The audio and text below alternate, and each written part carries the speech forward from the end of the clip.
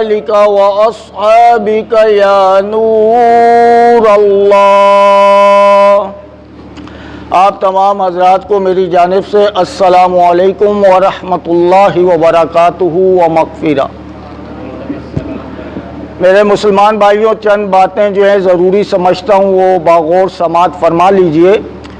Number 1 کہ جب بھی مسجد میں آپ آئیں تو اپنی آواز کو پست رکھیں، زیادہ بلند آواز سے گفتگو نہ کریں، چاہے آپ وضو کر رہے ہیں یا جو بھی کر رہے ہیں۔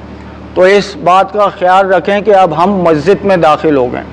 کبھی کمرہ عدالت میں جائیں نا، جہاں جج بیٹھا ہوا ہوتا ہے، وہاں پر ذرا سی آواز اونچی کریں نا، کہتے ہیں کہ اس کو پکڑ کے باہر نکالو۔ اس کو معلوم نہیں ہے کہ جج کے سامنے کس طرح پیش ہوا جاتا ہے۔ یہ کمرہ عدالت ہے، تو پھر جب اللہ کی بارگاہ تو اس سے بڑی بارگاہ ہے نا۔ پھر اگر اس کی بارگاہ میں آئیں اور ہم شور اور چیخ پکار کرتے رہیں، زور زور سے باتیں کرتے رہیں، تو یہ مناسب نہیں ہے۔ نبی کریم صلی اللہ تعالیٰ علیہ وسلم کی حدیث مبارکہ ہے کہ پاگلوں سے، بچوں سے اور شور کرنے والوں سے مسجدوں کو بچاؤ۔ اسی لیے نابالغ بچوں کو بھی منع کیا جاتا ہے، کیونکہ وہ تو بچہ، اس کو آپ جتنا منع کریں گے اس نے کون سا سننا ہے، وہ تو اپنا وہ کرے گا۔ تو لہٰذا لانے والا گناہ گار ہوتا ہے۔ جو بچے کو اپنے ساتھ لا رہا ہے، اگر اس نے اس کو سکھائے نہیں آداب، اگر 7 سال کا بچہ ہے، اتنا سمجھدار ہے، تو اس کو آپ لائیں۔ لیکن بہت ہی چھوٹا بچہ، میں نے کئی مساجد میں دیکھا ہے کہ بہت ہی چھوٹے بچے بھی لے آتے ہیں، وہ پیشاب بھی کر دیتے ہیں مسجد میں، تو وہ اور مصیبت۔ تو اب لانے والا گناہ گار ہوتا ہے، کیونکہ اگر وہ شور شرابہ کریں گے مسجد میں، مسجد کے آداب کو بجا نہیں لائیں گے۔ کبھی آپ کسی لائبریری میں گئے، لائبریری میں آپ اگر جائیں نا، تو وہاں پر لکھا ہوتا ہے کیپ سائلنس، یعنی شور نہیں کرنا۔ شور کرنا ہے تو پھر اس لائبریری سے باہر چلے جائیں۔ آپ مطالعہ کرنے آئے یا اپنی باتیں کرنے کے لیے آئیں؟ تو اسی لیے جب آپ مسجد میں آئے ہیں تو ہم بھی یہ کہہ سکتے ہیں کہ عبادت کرنے آئے یا دنیاوی گفتگو کرنے آئے ہیں۔ بھائی اگر دنیاوی گفتگو کرنی ہے تو باہر چلے جاؤ معذرت کے ساتھ، کسی بھائی کو برا نہ لگے۔ تو اگر عبادت کرنی ہے تو بسم اللہ آ جائیں، یہ عبادت خانہ ہے، ادھر عبادت کی جاتی ہے۔ اچھا، دوسری بات یہ، کوئی بھائی میری باتوں سے ناراض نہ ہو، میں عالم دین ہوں اور میرا کام ہے آپ لوگوں کی اصلاح کرنا۔ لیکن چھوٹے بچے غلطی کرتے ہیں تو بڑے ان کو سمجھاتے ہیں۔ تو علم میں ہم آپ سے بڑے ہیں۔ اگر آپ میں کوئی عالم نہیں بیٹھا ہوا تو آپ کی عمر چاہے جتنی بھی مجھ سے بڑی ہو، اگر آپ میں کوئی عالم نہیں ہے تو میں آپ سب سے بڑا ہوں علم کے اعتبار سے۔ چاہے کوئی بزرگ، فقہ نے لکھا ہے اگر نوجوان عالم دین ہے اور 65 سال کا بزرگ ہے، عالم دین آ جائے تو اس بزرگ پر واجب ہے کھڑے ہو کر جو ہے اس کا استقبال کرے۔ عالم کا اتنی شان ہے، کیوں؟ العلماء ورثۃ الانبیاء۔ میں یہ نہیں کہہ رہا کہ آپ میری کریں، میں اپنی بات نہیں کر رہا، اور بھی دیگر میرے علاوہ بھی عالم ہیں، آپ دیگر مساجدوں میں بھی جاتے ہوں گے تو یہ باتیں آپ کی کام آئیں گی۔ العلماء ورثۃ الانبیاء، فرمایا انبیاء علیہ السلام کم و بیش 1,24,000 انبیاء علیہ السلام کے وارث ہیں، وہ جو عالم ہوتے ہیں۔ علماء یہ جمع کا صیغہ، اس میں تمام عالم آ جاتے ہیں۔ تو ان کا ادب جو ہے وہ ضروری ہوتا ہے، اور کیونکہ انبیاء علیہ السلام اپنی وراثت میں کوئی درہم اور دینار تو چھوڑ کے نہیں جاتے، پیسہ اور روپیہ تو نہیں چھوڑ کے جاتے، علم چھوڑ کے جاتے ہیں۔ کیا چھوڑ کے جاتے ہیں؟ علم چھوڑ کے جاتے ہیں۔ تو جس نے اس علم کو حاصل کیا وہ اس کا وارث بن جاتا ہے۔ اسی لیے کہا جاتا ہے علماء ورثۃ الانبیاء۔ تو اسی لیے ہم آپ کو سمجھاتے ہیں تو ناراض مت ہوا کیجئے، ہاتھ جوڑ کے آپ سے معافی مانگتے ہیں، لیکن سمجھانا ہمارا کام ہے۔ اگر ہم آپ کو سمجھائیں گے نہیں، ٹائم پاس کر کے نکل جائیں گے اور کہیں گے ٹائم ہو گیا جی سنتیں پڑھیں چلیں، تو پھر اس کا مطلب ہم نے ممبر پر بیٹھنے کی ذمہ داری ادا نہیں کی۔ ہم نے آپ کو کیا سکھایا؟ آپ اپنا ٹائم دے رہے ہیں نا، ہمارے سامنے آ کر آپ بیٹھیں، اپنا ٹائم نکال کر ہمارے سامنے بیٹھیں، تو ہماری ذمہ داری ہے ہم آپ کو کچھ سکھائیں، آپ یہاں سے کچھ سیکھ کر جائیں۔ ایسے نہیں کہ رسمی طور پر بس جو ہے وہ کیا اور 2 رکعت امام کے پیچھے پڑھی اور چلو جی جمعہ ہو گیا، ایسا کام نہیں۔ اسی لیے جمعے والے دن کیوں کہا گیا کہ غسل کر کے جاؤ، اچھے کپڑے پہن کے جاؤ، سرما لگا کے جاؤ، خوشبو لگا کے جاؤ۔ کیوں؟ اس لیے کہ علم کی محفل میں جا رہے ہو، علم کی محفل میں جا رہے ہو تو اہتمام کر کے جاؤ، اپنے آپ کو اچھا سنوار کے جاؤ۔ علم کی بڑی برکتیں اور علم کی بڑی جو ہے وہ درجات ہیں۔ نبی کریم صلی اللہ تعالیٰ علیہ وسلم ایک مرتبہ آئے تو صحابہ کرام کے 2 گروہ بیٹھے ہوئے تھے، ایک علم دین کی تکرار کر رہا تھا اور دوسرے جو ہے وہ قرآن پاک وغیرہ پڑھ رہے تھے یا دوسرا کام کر رہے تھے، تو آقا علیہ الصلوۃ والسلام اس گروہ کو چھوڑ کر اس گروہ کے ساتھ جا کر بیٹھ گئے، تشریف فرما ہو گئے۔ کیوں کہ آقا علیہ الصلوۃ والسلام نے ارشاد فرمایا کہ مجھے معلم بنا کر بھیجا گیا ہے، تو علم کی اتنی برکت ہے۔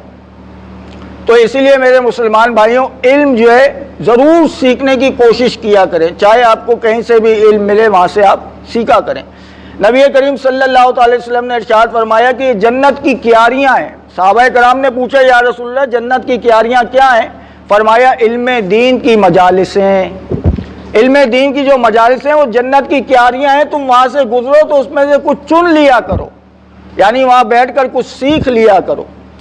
تو اس لیے میرے مسلمان بھائیوں ہم آپ کو سکھاتے ہیں۔ اچھا، دوسرا مسئلہ یہ کہ جب خطیب، چاہے میں ہوں، میں اپنی بات نہیں کر رہا، میں جنرل بات کر رہا ہوں، آپ آج یہاں نماز پڑھ رہے ہیں کل کہیں اور پڑھیں گے، میں آج یہاں پر ہوں کل کہیں اور ہوں گا۔ جب خطیب ممبر پر بیٹھ جائے پھر کسی کو اجازت نہیں ہے کہ وہ نفل پڑھے، کسی کو بھی اجازت نہیں ہے کہ وہ نفل نماز پڑھے یا اپنی قضا نماز پڑھے، کسی کو اجازت نہیں ہے۔ پھر حکم یہ ہے کہ جب خطیب جو بیان کر رہا ہے اس کو بیٹھ کر سنو۔ اگر آپ نے جو ہے مثال کے طور پر خالی جو ہے ٹکریں ہی مارنی ہیں، کیونکہ جب خطیب کلام کر رہے ہیں تو نماز پڑھنے والے کی نماز میں کیا خشوع اور خضوع آئے گا؟ کچھ آ سکتا ہے؟ کچھ بھی نہیں آئے گا۔ اس کا تو یہی مقصد ہوگا جلدی جلدی گنتی پوری کروں اور پھر میں بیٹھوں، ہے نا؟ تو یہی چیز آپ بعد میں کر لیں۔ مثال کے طور پہ کسی کی نماز فجر قضا ہو گئی، ہو سکتا ہے کسی کی ذہن میں یہ سوال ہو کہ یہ مسئلہ ہے واقعی ہے کہ جب تک فجر ادا نہیں کرو گے تو دوسری نماز نہیں ہوگی۔ مثال کے طور پہ جمعہ یا ظہر آپ نہیں پڑھ سکتے جب تک پہلی نماز ادا نہ کرو، لیکن یہ کس کے لیے مسئلہ ہے؟ یہ صاحب ترتیب کے لیے مسئلہ ہے۔ صاحب ترتیب کون ہوتا ہے؟ صاحب ترتیب وہ ہوتا ہے جس کی بالغ ہونے سے لے کے اب تک ایک نماز بھی قضا نہ ہوئی ہو، اسے کہتے ہیں صاحب ترتیب۔ یہ شخص کی اگر نماز قضا ہو گئی تو اس کے لیے حکم ہے جب تک پہلی نماز نہیں پڑھے گا دوسری نہیں ہوگی۔ لیکن میں نہیں سمجھتا کہ کوئی صاحب ترتیب ہوگا، حالانکہ میں خود صاحب ترتیب نہیں ہوں، ہے نا؟ ایسا نہیں ہے کہ جو ہے نا بالغ ہوتے ہی، ہاں بہت سارے ہوتے ہیں خوش نصیب ایسے کہ جو بالغ ہوئے اور نماز پہ لگ گئے، ان کی ایک بھی نماز قضا نہیں، ایسے بہت سے خوش نصیب ہوتے ہیں۔ تو ان کے اچھا جو صاحب ترتیب نہیں ہے اس کے لیے یہ مسئلہ نہیں ہے، اس کے لیے یہ ہے کہ وہ بعد میں بھی پڑھ سکتا ہے۔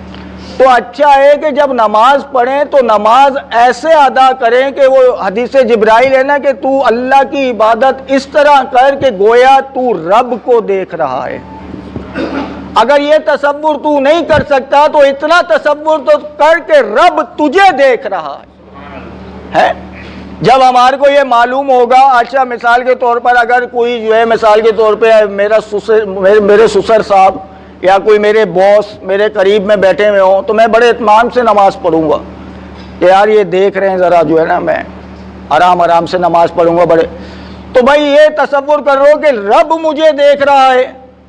اب اگر آپ جو ہے نماز میں ڈنڈی ماریں، 3 مرتبہ سبحان اللہ کہنے کی بجائے جو 1 مرتبہ کہہ دیں یا 2 مرتبہ کہہ دیں ہے، اور نماز بھی آپ صحیح نہ پڑھیں اور خالی بس مقصد یہ ہو کہ میری گنتی پوری ہو جائے، سلام پہ جائے السلام والسلام چلو جی، تو پھر ایسی نماز کا تو فائدہ ہی نہیں ہے۔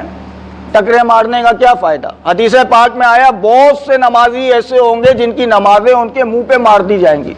بلکہ ایک حدیث یہ ہے کہ جب نمازی مسجد سے نکلتا ہے تو فرشتے کالے کپڑے میں اس کی نماز کو لپیٹ کر اس کے منہ پہ دے مارتے ہیں اگر کوئی تعدیل ارکان کو پورا نہ کرے۔ بہت سے ایسے ہیں جو رکوع سے سیدھے کھڑے بھی نہیں ہوتے اور سجدے میں، اور ایک سجدے سے آئیں گے نہیں دوسرا سجدہ، ادھر دیکھا نہیں کہ نماز ختم۔ ایسے لوگوں کو بھی میں نے دیکھا ہے۔ ایک مرتبہ ایک اعرابی جو تھے وہ آئے، انہوں نے نماز ادا کی تو نبی کریم صلی اللہ تعالیٰ علیہ وسلم جلوہ افروز سے آپ نے اس کو اعرابی کو بلایا، آپ نے ارشاد فرمایا کہ آپ نماز دوبارہ پڑھیں۔ انہوں نے پھر نماز پڑھی، آپ نے پھر بلایا، آپ نے فرمایا نماز دوبارہ پڑھیں۔ یا رسول اللہ غلطی کیا؟ یہ ارشاد فرما دیں۔ فرمایا کہ تم تعدیل ارکان ادا نہیں کر رہے۔ تعدیل ارکان کیا ہوتے ہیں؟